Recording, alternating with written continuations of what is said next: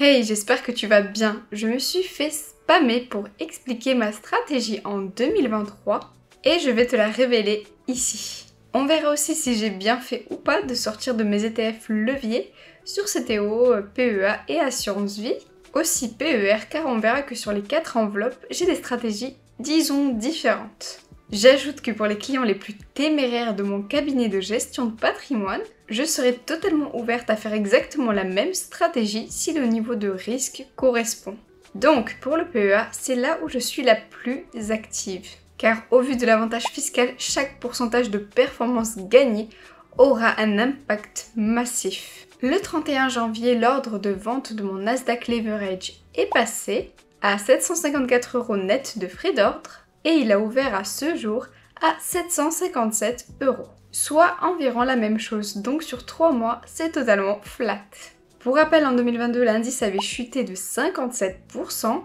Je m'en étais sortie avec un moins 15% sur l'année grâce au S&P 500 levier inverse. Sauf que cet ETF étant bien trop risqué pour moi, je n'ai pas réussi à capter les 70% de performance qui m'auraient permis d'avoir une année incroyable. Néanmoins, avoir moins 15% sur l'année en restant sur des leviers, là où les indices même non leviers avaient perdu bien plus, je pense que c'est très bien. Et ça montre aussi que même avec des indices leverage, on peut facilement limiter ses pertes, si on est prêt à un peu de risque. Après, en comptant les frais, je suis plutôt à 19,88% sur l'année 2022. Lorsque j'avais vendu l'ETF Nasdaq levier, j'avais fait précisément 85,2% sur 2023. C'est d'un côté excellent, clairement. Mais ce qu'il faut savoir, c'est déjà que l'indice avait fait 92,4% depuis son plus bas, j'ai donc loupé 7%, et surtout mon 85,2% est donc venu après un moins 20%. Pour simplifier le calcul, sur 140 000 € sur PEA initialement, cela revient à avoir perdu presque 28 000 € en 2022. Donc il reste déjà 112 000 €, ce qui n'est plus si génial. Et donc après les 85,2%, ce qui fait finalement 207 424 €. Oui, on peut trouver ça super, mais dans le fond, cela revient à dire qu'avec 2022 et jusqu'en juillet 2023, donc sur 7 mois, ne faire que 48%. Ça reste très bien, mais en dessous de ce à quoi le Nasdaq levier m'avait habitué. La question est donc, étant sortie de mon chouchou après 6 ans de DCA dessus, ai-je réussi à améliorer ma performance pour finir 2023 ? La réponse est oui, mais pas d'une chouette manière. Comme je le répète depuis août, nous entrons dans une phase où les ETF n'auront pas de superbes performances à moyen terme. J'ai répété depuis août et dans presque toutes mes vidéos et commentaires que j'allais investir pour la première fois massivement en actions. Et j'ai largement tenu parole en attendant la grosse baisse sur les leviers, afin d'y retourner. C'est ma nature, ne me juge pas. J'avais donc temporairement mis sur mon PEA à ce moment-là 15% sur Téléperformance et le reste sur Total Energy pour du très court terme. Au final, ça m'a permis d'avoir un petit 10% entre août et novembre. Et comme je l'avais annoncé dans ma vidéo Téléperformance, si le cours frôlait 100 €, j'allais rentrer très massivement sur le titre. Ce que j'ai fait. J'ai fait le mouvement très risqué d'avoir 80% de mon PEA sur une seule action. Un mouvement qu'il ne faut jamais faire, ne m'oblige pas à le répéter encore une fois. J'ai donc multiplié ma position par 7 pratiquement, avec une grosse nouvelle entrée à 99 €. J'avais donc un PRU en comptant les 15% de base de 103 € environ. J'ai revendu à 128 € et re-racheté le lendemain à 123 €. J'essayais de grappiller 0,5 voire 1% net de frais d'ordre. Et là, je conserve jusqu'à 140 €.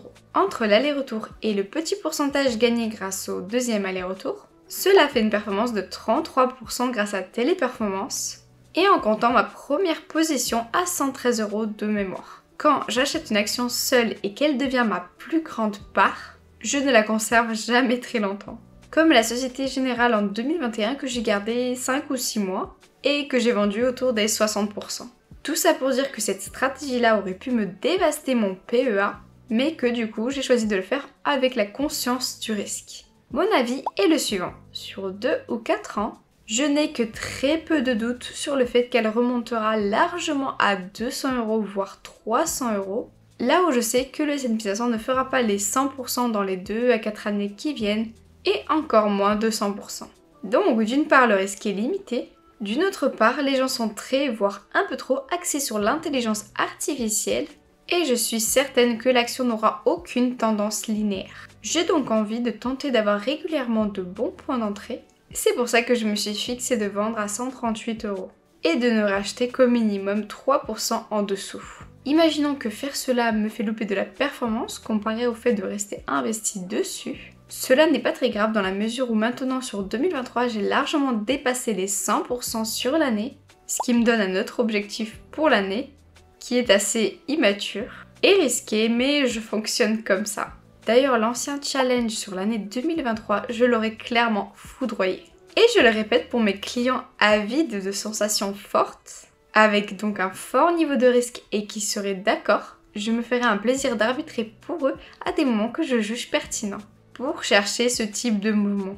Après, il ne faut pas oublier que c'est plus de la chance que du talent, et surtout que faire une stratégie aussi risquée peut mener à du moins 50% pendant quelques temps, voire à moins 50% par an. Certes, je fais ça avec 80% de mon PEA, mais j'ai des poches actions ailleurs que je ne touche pas, et sur lesquelles je n'investis que très rarement en cas de bonne affaire. Depuis 6 ans, celles-là, je ne les vends pas. Donc je vise de me désinvestir dès que ce palier de 138 € sera atteint, quitte à garder du cash, et avant qu'on me le dise en commentaire, je connais les études sur les conséquences d'avoir du cash, mais avec un PEA qui a bien dépassé les 100% sur l'année, je peux rater quelques pourcentages même si cela n'est évidemment pas le but. Après, je me pose une autre question.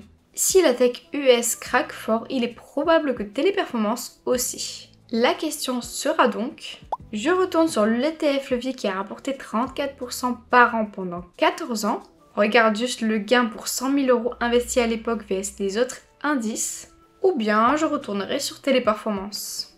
Je serais ravie d'avoir ton avis. Mais je pense que si le Nasdaq 100 normal baisse de plus de 35%, j'irai sur sa version leverage qui aura donc baissé d'au moins 50%. Et oui, le x2 n'est généralement pas vraiment un x2 en cas de baisse. La version leverage baisse 50% de plus et pas 100% de plus. Donc si le Nasdaq classique perd 20%, lui perdra 30%. Et si le Nasdaq classique perd 50%, lui perdra donc 75%.